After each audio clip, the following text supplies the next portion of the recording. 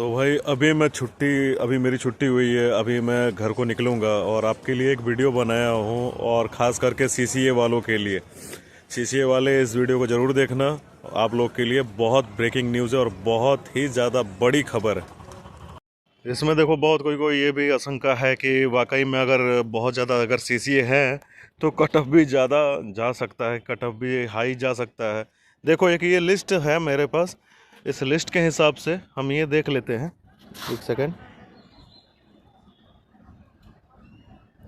एक ये लिस्ट के हिसाब से हम देख लेते हैं। देखो, ये ऐसा चीज़ है कि देखो, जैसे ये सिकंदराबाद का है, ठीक है। ये तुम्हारा सिकंदराबाद का हुआ, ठीक है। इसमें 327 वैकेंसी हैं। टोटल एप्लीकेंट्स, इसमें टोटल एप्लीकेशन 15,633 अप्लाई किए गए हैं, ठीक है। तो मैं इसको ये मान लेता हूँ यहाँ पे कि ये मान के चलो एलिजिबल जो, यानी कि ओरिजिनल जो सीसीए होंगे वो 40% होंगे, ठीक है। तो अगर 40% अगर निकालते हैं तो ये हमारा 6,253 निकल जाता है, ठीक है। और ये 19 का कम से कम पर सीट कंपटीशन है, ठीक है, इसके हिसाब से।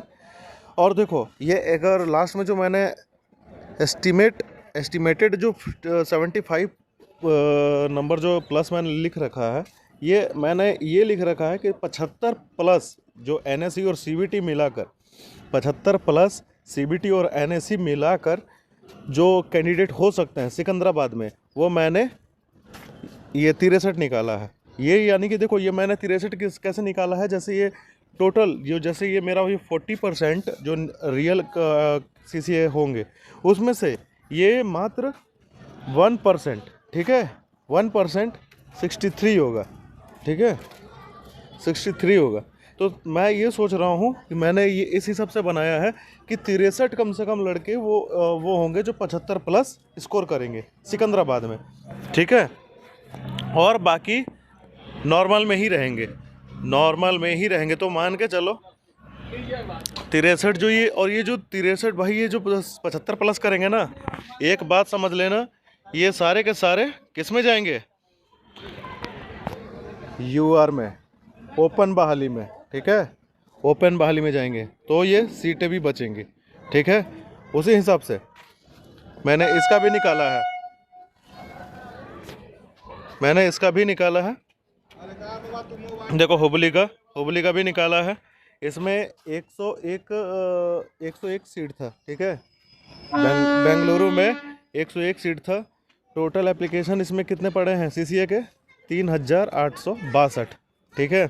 मैंने एलिजिबल माना है, यानी जो इसका 40% मैंने माना है, ये इसमें 1,545 कैंडिडेट होंगे, जो कि 40%, मतलब कि 40% इसका वही 1,545 हो रहा है, ठीक है, जो ओरिजिनल सीसीए होंगे।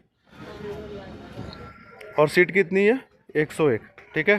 15 का कम से कम सीट कंपटीशन है पर सीट का, ठीक है। इसमें मैंने 1% इसका ये निकाला, तो 15 लोग ऐसे जो होंगे जो 75 नंबर प्लस ला सकते हैं एनएससी और सीबीटी मिलाकर, ठीक है। उसी प्रकार से आप ये भी देख सकते हो यहाँ पे तीसरे नंबर पे हमारा सेंट्रल रीजन। भाई, इसमें तो ये बहुत क्या बोला क्या जाए, इसमें मतलब कि हद पार हो चुकी है, बहुत ज़्यादा इसमें एप्लीकेशन अप्लाई किए गए हैं सीसीए द्वारा। देखो, 650 सीट थी, ठीक है। एप्लीकेशन कितने इसमें अप्लाई हो चुके हैं? 23,345, ठीक है, 23,345। और इसमें जो अगर मैं मान लेता हूँ 40% ओरिजिनल जो सीसी होंगे वो 9,338 होंगे, ठीक है, 9,338 होंगे। और इसका हम अगर रेशियो निकालें पर सीट कंपटीशन का, तो 14 का होगा, ठीक है, 14 का होगा।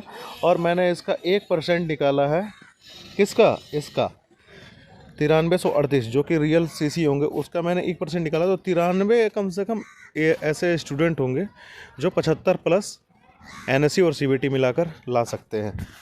वैसे में ही देखो, और भी चेन्नई का देख लो, चेन्नई में भी 77 लोग हो सकते हैं। ऐसे मैं ये पूरा लिस्ट आप लोग देख सकते हो पूरी तरह से, एक बार ये लिस्ट देख लो, समझ में आ जाएगा।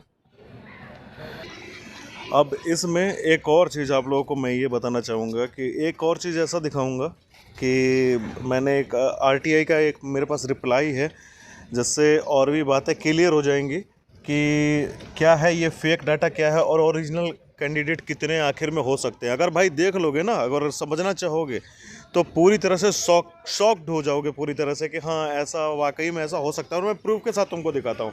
ठीक है, चलो देखते हैं। देखिए ये आप सब छात्र लोग बहुत बहुत ये एनएसडीसी का ये आरटीआई का रिप्लाई बहुत यूट्यूब पे आपने देखा भी होगा, मुझे भी ये मिला। मैं इस पे वीडियो बनाना चाहा, मैं इस पे बता रहा हूँ कि देखो इसमें डेट कब कब की लिखी हुई है। डेट देखना मेरे भाई, इसमें डेट देखना 1 अप्रैल, ठीक है, 1 अप्रैल 2018 से लेकर मार्च 31 2025 तक। ये बैकग्राउंड का साउंड थोड़ा मैं माफ़ी चाहूँगा क्योंकि मैं भाई अभी ड्यूटी आवर में ही हूँ, ठीक है। और आप लोग के लिए एक वीडियो मैंने बनाना चाहा क्योंकि ये आप लोग के लिए खास करके मैं सीसीए वालों को सपोर्ट करता हूँ स्टाफ होने के नाते। मैं चाहता हूँ कि आप लोग रेलवे में आओ, रेलवे आप लोगों का इंतज़ार कर रहा है क्योंकि आप लोग बहुत मेहनत करते हो। तो देखो 31 मार्च 2025 तक का डाटा, यानी इसमें जानते हो इसमें बहाली जो है 2018 और 2019 दोनों को कैलकुलेट करके मैं बताना चाह रहा हूँ इसमें, ठीक है। ये आरटीआई का अप्लाई है कि रिप्लाई आया है, एक सेकंड, हाँ रिप्लाई आया है कि टोटल कितने हैं। टोटल है 52,216, ठीक है। इतने कैंडिडेट हैं जो इतने टाइम के अंदर में एक्ट अप्रेंटिस कंप्लीट कर चुके हैं, जो कि रेलवे से, ठीक है। अब एक और चीज़ देखते हैं।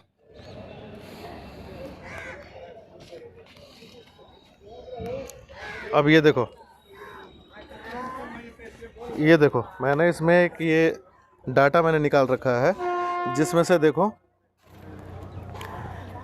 ये 2018 से लेके 31 मार्च 2025 तक अप्रॉक्स जॉइंट जो कैंडिडेट होंगे 2018 वाले ग्रुप डी में 8,000 के करीब अप्रॉक्स ये ज्वाइन किए होंगे, 2019 में 12,000 के करीब, ठीक है। पर और एएलपी टेक्नीशियन में जो उस समय 18 और 19 में जो लोको पायलट और टेक्नीशियन की जो बहाली आई थी उसमें कम से कम 5,000 लोग हुए होंगे, सॉरी 3,000 लोग, और 5,000 जो अदर डिपार्टमेंट में ये ऐसे हुए होंगे। बट आज एक मुझे न्यूज़ मिली थी, आज मुझे कुछ पता चला था डिपार्टमेंट की तरफ से कि जो 2018 वाली वैकेंसी थी ना बाबू, जो 2018 वाली वैकेंसी थी उसमें पीईटी फिज़िकल माफ नहीं था, ठीक है। ये होता है मेरे भाई, हम डिपार्टमेंट में भी, हम अपने ऑफिस में भी बात करते हैं ये सीसीए वाला, क्योंकि देखो यहाँ पे राजेंद्र नगर में, पटना राजेंद्र नगर में अभी भी सीसीए वाले यहाँ पे अभी बेचारे ट्रेनिंग कर रहे हैं, ठीक है। तो हम लोग इन लोगों के बारे में बात करते हैं, कुछ बातें पता चलती हैं। तो ये पता चला कि 2018 में फिज़िकल एफिशिएंसी टेस्ट मतलब कि ये छूट नहीं दे रखी थी, और प्लस में ये जो तुम्हें वेटेज मिलता है, वेटेज वगैरह भी नहीं था। जैसे कि मैं तुमको ये समझा दूं कि ये जो ये 1/3 और 2/3 ये सब वेटेज नहीं था 2018 वाले में, ठीक है। इसमें क्राइटेरिया क्या था, तो इसमें क्राइटेरिया ये था कि सेकंड देखो, इसमें क्राइटेरिया ये था कि आपको मिनिमम कोई नंबर मिनिमम कोई नंबर लाने थे, और तब आप इसमें सेलेक्ट होंगे, और फिर उसके बाद पीईटी दीजिए, और तब आप उसके बाद सेलेक्ट होंगे। तो ये इसका ध्यान रखना होता था। तो इसमें पता है मुझे डाटा क्या मिला है 2018 में, पता है 1500 से 2,000 कैंडिडेट ही सिर्फ और सिर्फ ज्वाइन किए। पता है क्यों? क्योंकि 12,000 सीट थी, 12,000 सीट थी, और 12,000 में से कितना था 2018 में? 18 में कितना था? 12,000 सीट थी, ठीक है, जिसमें से मात्र 2000 कैंडिडेट ज्वाइन किए। क्यों? क्योंकि पीईटी माफ़ नहीं था और वेटेज वाला फॉर्मूला भी नहीं लगाया था 2018 वाले में। मिनिमम कोई नंबर लाना था, उसके बाद पीईटी देना था, तो बहुत सारे सीसीए सेलेक्ट नहीं हुए। ठीक है, फिर 19 में तुम्हारा वेटेज वाला सिस्टम आया, पीईटी को माफ़ किया गया, तब जाके 19 में तुम्हारा 19 में मैं तुमको डाटा तुमको वो भी मैं आज या कल तक तुमको बता दूंगा। 19 में तुम्हारा 18 से 19,000 18 से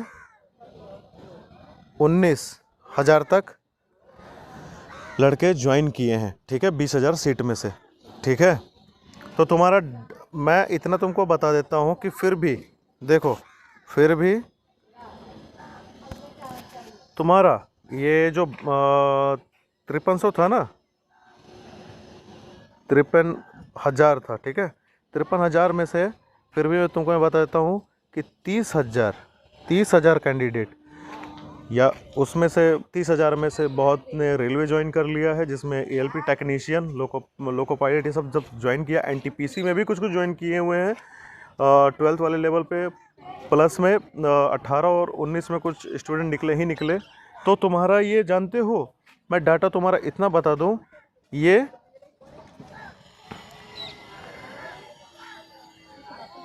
23 to 25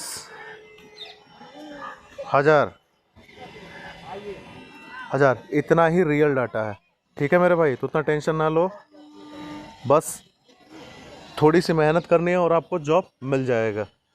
एक काम करना, जोन वाइज मुझे अपना कट ऑफ सीबीटी और एनएससी का मिलाकर कितना कट ऑफ बन सकता है, कितना तुम्हारा नंबर स्कोर क्रिएट हो रहा है, कितना तुम ला पा रहे हो, मुझे वो बताना, और अपना शिफ्ट भी बताना। उसके हिसाब से मैं तुम्हारा नॉर्मलाइजेशन भी बता दूंगा कितना नंबर बढ़ सकता है, क्योंकि मेरे पास वो भी डाटा है कि कौन सा शिफ्ट हार्ड था और कौन सा शिफ्ट नॉर्मल था, मॉडरेट था। तो उसके हिसाब से मैं तुम्हें बता सकता हूँ कि हाँ तुम्हारा क्या हो सकता है या नहीं हो सकता है। अपना मुझे डाटा शेयर करना और चैनल को सपोर्ट करो मेरे भाई। वीडियो को लाइक करना, लाइक करके शुरुआत करना, और शेयर कर सकते हो अपने दोस्तों के पास सीसीए के लिए। वाकई में मैं सीसीए के लिए ही स्पेशली अपने चैनल को ये अब जाकर चालू करने की कोशिश कर रहा हूँ, और आप लोग के लिए ही हमेशा न्यूज़ आएगी, और हर न्यूज़ का अपडेट, कोई भी इन्फॉर्मेशन होगा सटीक और सही जानकारी के साथ मैं आपको बताऊँगा। तब तक के लिए जय हिंद, जय भारत। थोड़ी सी मेहनत करो और मेरी तरह ही एक रेलवे एम्प्लॉय बनो। बहुत ही क्रेज़ी जॉब है और बहुत ही इज्जत की जॉब है, बहुत ही इसमें छूट मिलता है और लाइफ एंजॉय के साथ जी सकते हो। तब तक के लिए जय हिंद, जय भारत। और मैं ये सोच रहा हूँ कि मैं अपने लोको शेड का एक व्लॉग भी बनाऊँ, तो बनाऊँ या नहीं बनाऊँ वो आप लोग पे छोड़ता हूँ। आप लोग मुझे बताओ कि ब्लॉग बनाऊँ या नहीं बनाऊँ, कैसे क्या काम होता है। ठीक है, मुझे अपडेट देना, कमेंट्स में बताना मुझे।